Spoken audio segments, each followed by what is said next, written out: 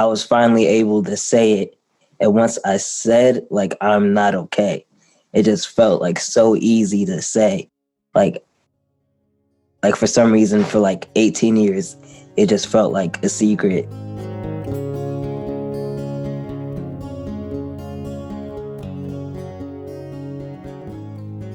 I'm Lily Cornell Silver, and welcome to Mind Wide Open, my mental health focused interview series. This is part 2 of The Kids Are All Right, the second time I have brought together a group of my friends to talk about mental health from the perspective of our generation. And we are going to talk about topics such as intergenerational trauma, therapy, and the impact of the election on our mental health. Thank you so much for watching, and I hope you enjoy. Hi, you guys. Thank you so much for being here.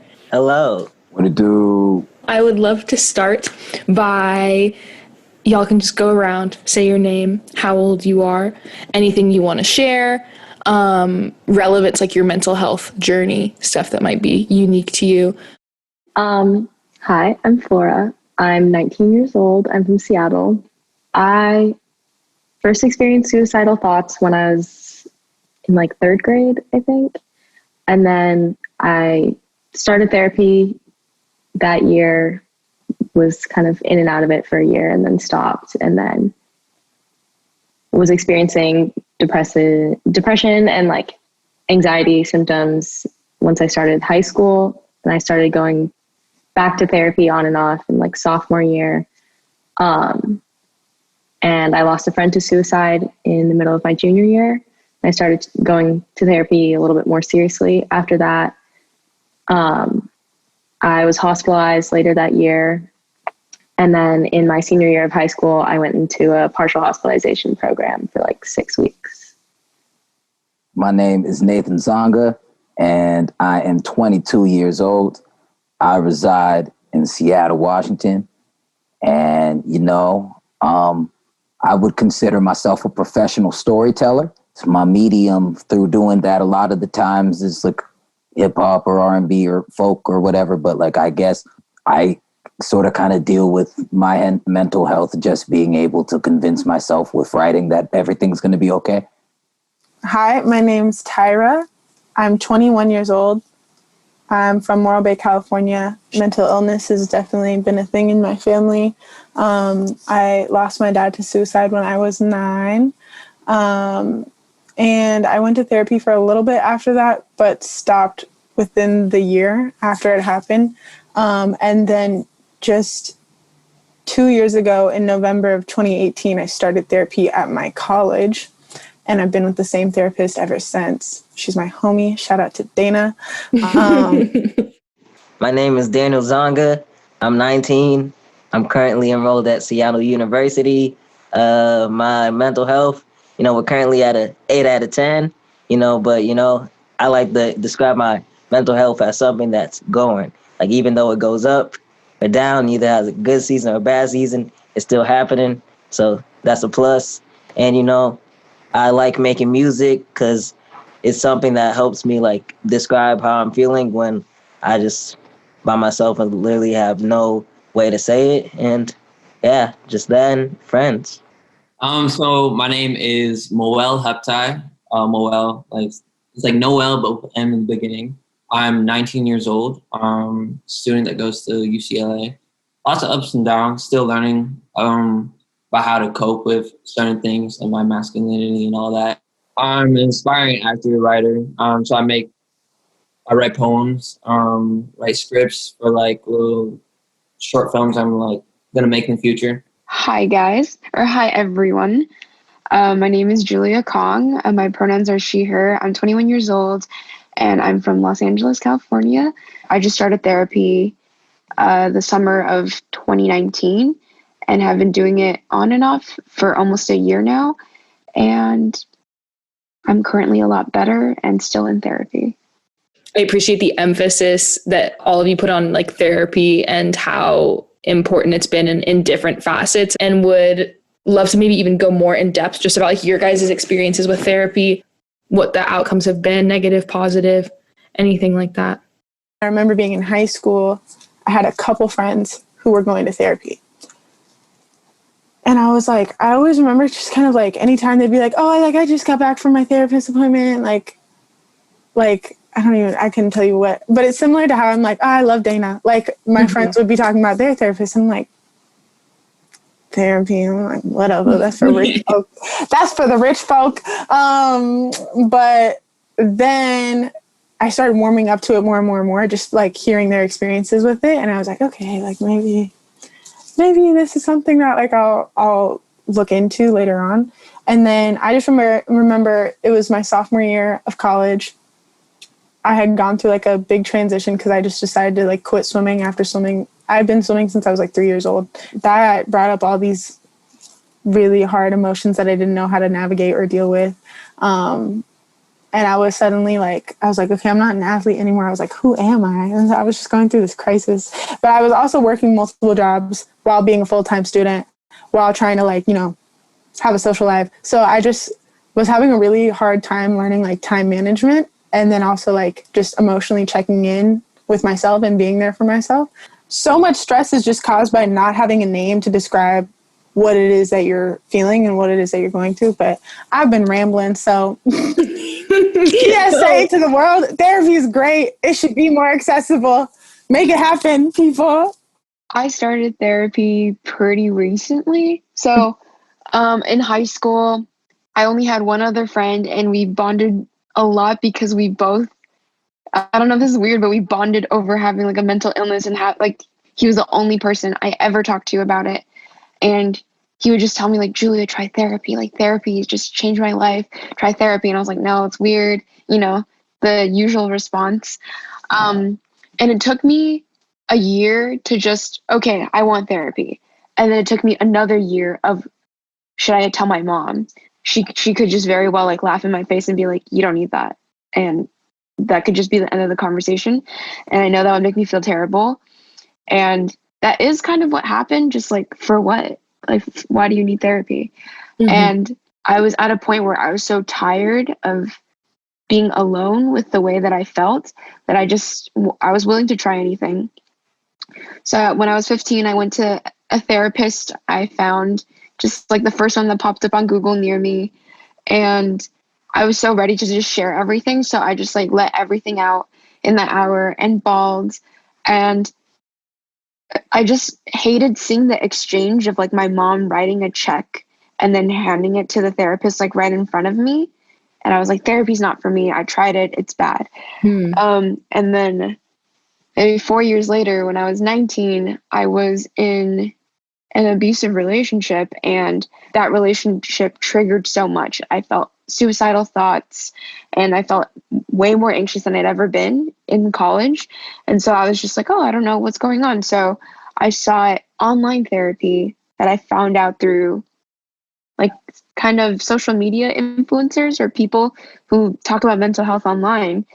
And like my life dramatically changed. I feel like dialogue with my family and like my relationship with my family has never been more open or like healed as it is now. And yeah, I still see my therapist. So when I started therapy in like third grade, I thought that therapy was for like crazy people. So I was like, no, don't send me there. And I hated it. And I didn't know how to talk about my feelings or emotions or anything like that. So I basically convinced my parents to let me stop after like a couple months. And then I think when I got a little bit older, I was very lucky to like be around a lot of people that were like relatively comfortable talking about their mental health, and like knew a fair amount of people that were like very open about being in therapy.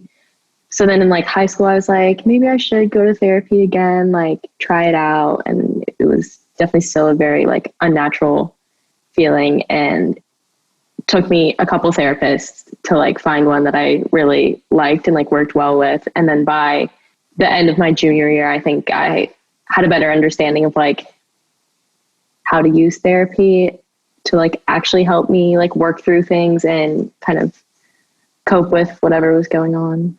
That's so funny that you'd say that about being in like third grade and be like, no, I don't want to tell anyone I go to therapy, because Laura and I have we went to school together from the time we were, like 4 or 5 or something until like 8th grade. And I remember saying to my therapist, like, no one I know goes to therapy. Like, I'm embarrassed because none of my friends go to therapy. And she was like, are you sure? And now that I'm older, I found out like we were all in therapy. Yeah.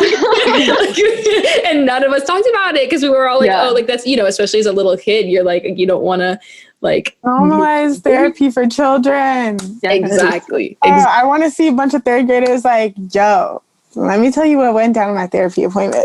Right. I can't imagine how different my experience would have been. Like, cause like I said, I've been in therapy since I was 7, and like, that was such an important part of me building a vocabulary around my emotions, like understanding what it was that I was feeling.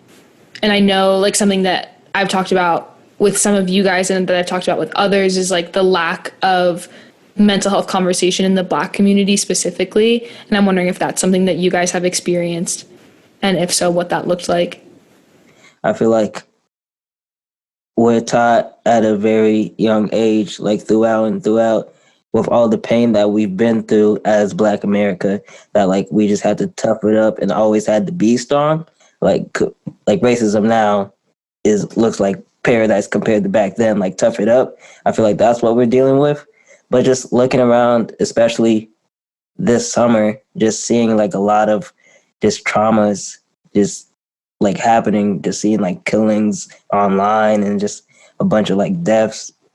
It's like, to me, like it's not normal to like see that. So I feel like the Black community in itself can get very quiet about mental health issues.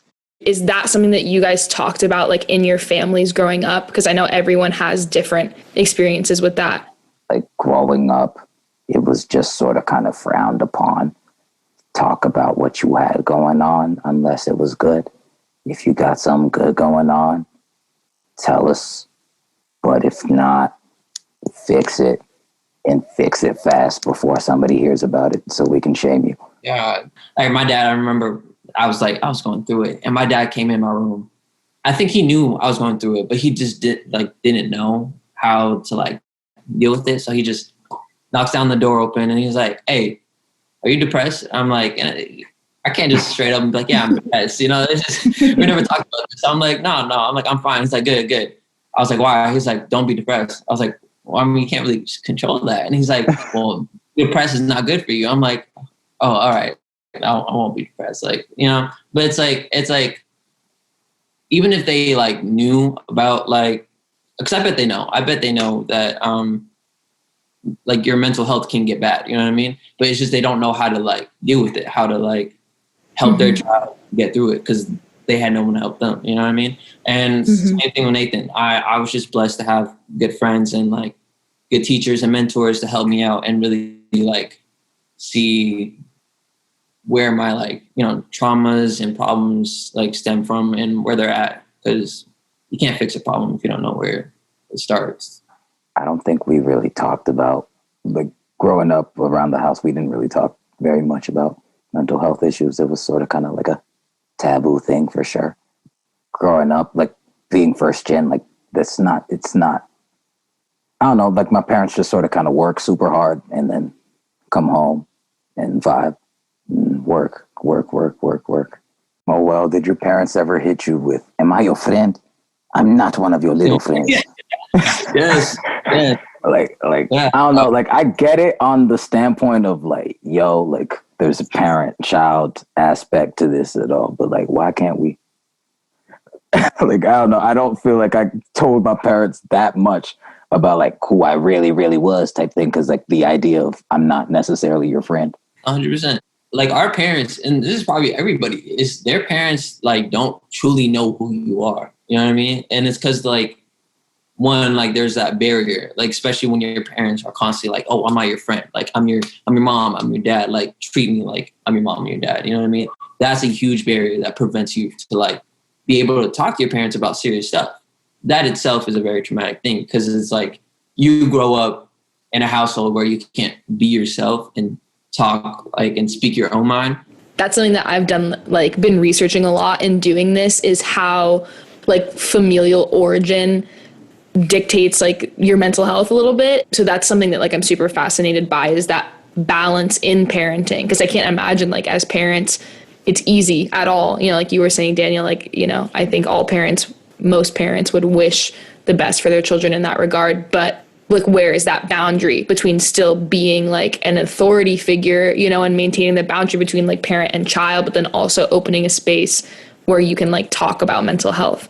The idea of like intergenerational trauma, that's something that is becoming more and more talked about and more studied, especially within the Black community. But just intergenerational trauma in general is something that I think we're having like a deeper understanding about. So similar vein, just curious, like if that's something that you feel like has affected your own mental health journeys. Honestly, I feel like the biggest theme when I hear people talk about intergenerational trauma is just how much they wish that they had like heard about it sooner.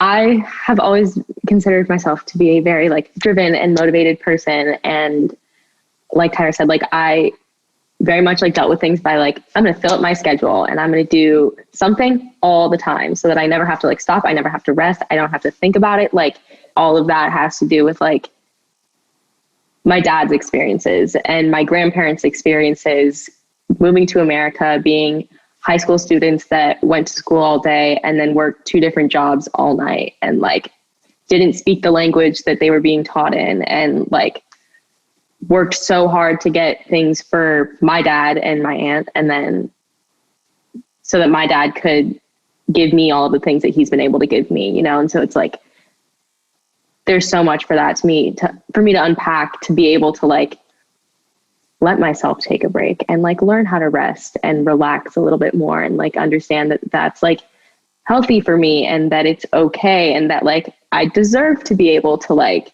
take a step back and take a break for a little bit. And my parents were just on some like, we worked our butts off to get over here. So like, you better work your butt off to be somebody over here. And like, that brings a lot of pressure just on some like, wow, you gotta, I don't know. Like you're always trying to be the perfect idea of what they want type thing. But in a perfect world, my parents would have had 4 doctors, you know what I'm saying? Like the first generation, just like coming here and being new to America, they like, and like, they're kind of new to talking about mental health issues. So they don't know how to speak on it. Like, I'm sure they probably want to. And it's not like they wake up every day and be like, yeah, I hope my kid's mental health is bad. It's like they probably do want to help, but it's just like not having the resources, and that can be frustrating for them. So they just don't know how to act on it. Like in my DNA, like I'm Chinese, but my family were born and raised, like my great grandparents were born and raised in Myanmar or Burma, which is in Southeast Asia. And so just in like a bunch of Asian countries in general, there's like a huge weird identity shift where people look Chinese, but they don't identify with being Chinese at all. Like my last name is Chinese, my parents look Chinese, but they don't speak Mandarin or any Chinese language. They only know Burma and Burmese. Like I had a complete erasure of just being Burmese and like never tried to learn the language. Like my parents sent me to Chinese school. I hung out with like other East Asian kids. Depending on my environment, as I grew up, it was more accepted to be one than the other, or I have to like turn on a switch to be the other culture. For me, yeah, I grew up with a Black mom and a white dad. My parents had like a strained relationship, and then I lost my dad young. And I know for me, there's already so much like just growing up in a predominantly white beach town and being non-white. Like that's traumatic in and of itself. And oftentimes being the only, you know, brown person, period, like non-white person in a classroom, but like especially like being Black, growing up was really hard. So many times I've been in like predominantly Black spaces, and it's like one of the first things that I said is like, okay, but you're mixed, right? And then I'm like, No, it's like we had to do that. Yeah, I'm like the white kid in the Filipino space. I'm like, Like you couldn't give me 5 minutes, dog. Yeah. I was feeling like a part of some community. Yeah. I don't know. I feel like something that resonated with me, something I saw from like your first episode, and that's like when I started just like wanting to like research more and just think about it more. It's just like how everyone around you could just like sit there and just, you know, act like everything's fine because, you know, you always act like things are fine.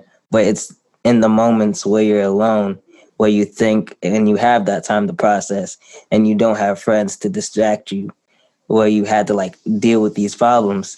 And I think that's something quarantine has forced me a lot to deal with said problems, because you can't really like go out that much and try to like distract yourself.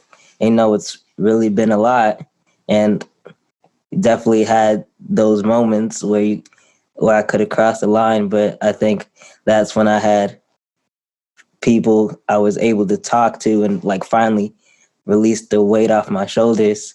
And shout out to Moel, because Moel was definitely someone I talked to, and he helps me a lot. Late night conversations, driving, it just like really helped me get that stress. And it felt like I was finally able to say it. And once I said like I'm not okay, it just felt like so easy to say. Like for some reason, for like 18 years, it just felt like a secret, but like everyone could tell. But like it's like no one can know that I'm not okay. I had to be this. I had to be happy all the time.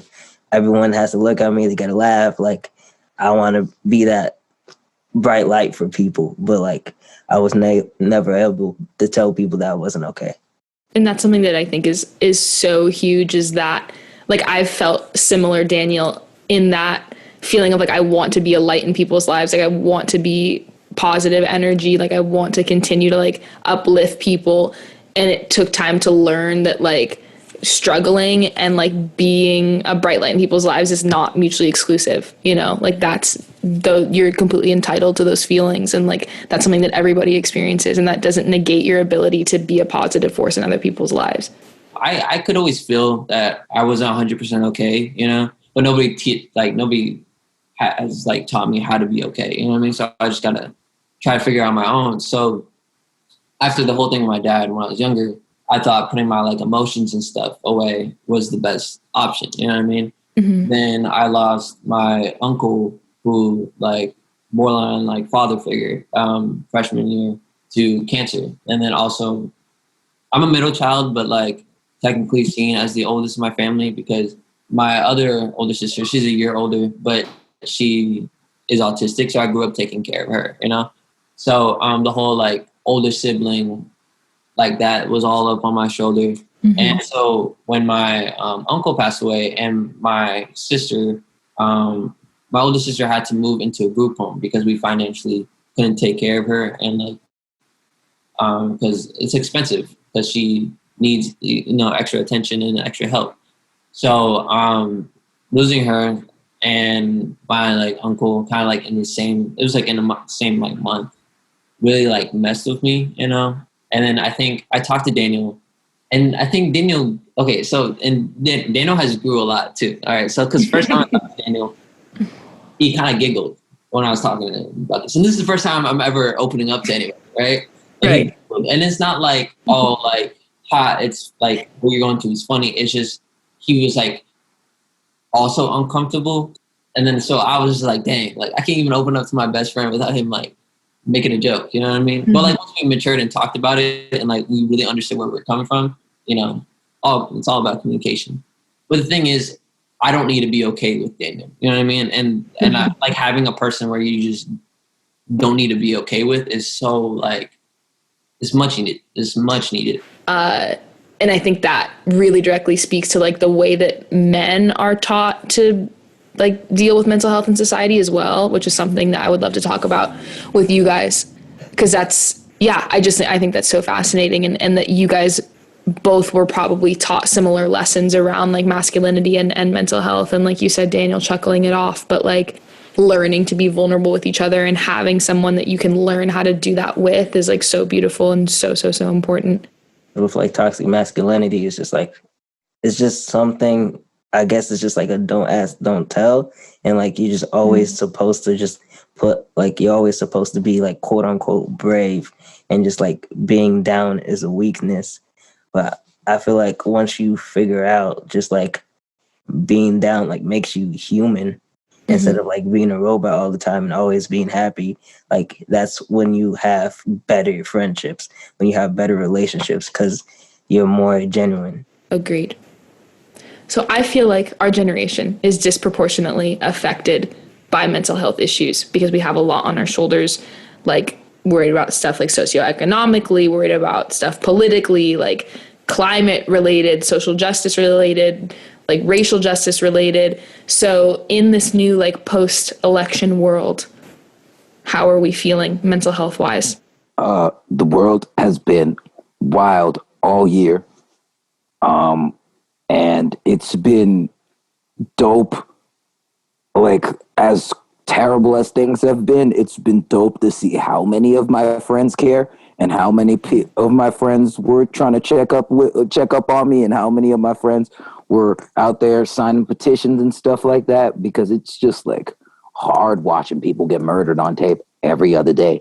But it's just like, I don't know, it was dope that we got Donnie out of office, and like that was a big up and up for everybody. But like I don't know, politicians have been gaslighting us for centuries upon centuries. So it's like kind of hard to immediately be like, yeah, Biden's won, our problems are over, my mental health is at a 10. And I wanted to clarify something too. I have had a lot of people comment on my videos because, you know, the topic of politics has come up a lot in my conversations about mental health through the series. And I've had a lot of people say, like, you know, mental health is something for everybody. Like, why do you have to bring politics into it? And I understand why that is said, because ideally politics and mental health would not be something that have to coexist as closely as they do now. But especially if you're, you know, a part of a marginalized community in the United States, the results of this election and just politics in general have such a direct effect on mental health. I definitely relate to that. I've been feeling very like nihilistic, honestly, in regards to the election, because I was like, regardless of who wins, we need more change. And I'm like not satisfied necessarily with anyone that was running, I guess. With the election, I was very much like, I need to just like realize that I don't have control over that right now, and like kind of sit with that and like find ways to distract myself. So I was watching Marvel movies the day of the election. Like, I need to just like not deal with that right now. Yeah, stress, anxiety, like that whole week was like, I don't think I realized until the end of the week, like how much tension I was just like holding in my body. And then that was stressful too. It's like stuff like that where you're like, you realize later of like, oh, like this was really like affecting me. And then that brings on stress because it's like depressing. It's just like more and more depressing. It's like, how much bad news can we get? And two, also juggling, like, I don't know, going to like a liberal arts college. For my school specifically, we're like social justice warriors. So it's like constant critical thinking, which is great. But also it's like, it was hard to be on social media like Saturday of that week. And like the reality is like, you know, we didn't have great options, period. We didn't have great options, you know what I mean? Like having to balance that.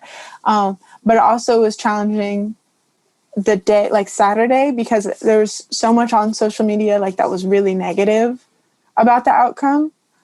I've found it challenging to like stay caught up on current events and stay informed on what's happening, and also like maintaining my mental well-being. Like I found that really challenging. Yeah. The whole election week was draining, you know, so draining. And the thing, just like how it wasn't even like a blowout, you know, like it was still close. Like, don't get me wrong, like Joe Biden, I would not be like, yo, like this is my guy, this is my candidate, this is like who I want, you know what I mean? It's just like, yo, I really don't want Trump to win, you know what I mean? Because it's not even like the lesser of like two evils, because it's not even like, you can't compare them, you know what I mean? One's clearly like way worse than the other, you know what I mean? And for someone to say that, to be like, oh, like either one can win, it'll be fine, like my life won't change, that's a privilege. You know what I mean? It doesn't mean that your life is easy, it's just a privilege to be able to even to say, oh yeah, the election can go either way and I'm fine. You know what I mean? And usually the people who would say that are people who are white or straight, you know, and a man, you know? Like last year and this year, whenever I see a American flag, like I'm just like, check my surroundings. Like, what am I doing wrong? Is my hoodie on? Take the hoodie off, hands out, you know. And it's really because, like, I was born here. Like, I'm as American as someone else. So the fact that, like, I see my own flag as, caution sign, this really shows a lot of, like, where we were, no matter, like, what side you are on. This is how divided we were. And that takes a toll on you mentally, for sure. What are some things that help you with your mental health? Just doing like solo mental stuff. Like I haven't picked up a book to just read for pleasure like all year until last week. I think one of the biggest ones for me is just being outside. We got runs. Runs are nice. Jump roping. Jump roping is fun. Any sport in particular, dope. Fuzzy blankets, great way to cope. It's just like wrapping myself up like a little burrito baby. A cool thing that like just helps is like, even if it's just like a self-care day, you know what I mean? I started setting alarm clocks for myself. Like, I have an alarm clock at 8 a.m. to pick up my hair, and, I feel like I'm doing something with my, I'm just like looking in the mirror, just, ooh, look at you. Look at you. Yeah, you got to find little things to celebrate yourself with every day. Every day, if you go to sleep, you should like be able to say, okay, my W was, oh man, my hair was nice this morning. I went on my run, swag. I went to work earlier today. That's a W. I got paid. Like you just got to look for all of the good in the madness of the world. It's huge. We're talking about these things. We're talking about these things that are so important. Thank you guys so much. I love you. That was awesome. Thank you so much, Lily. Of course. Thank you. Swag. I love you guys.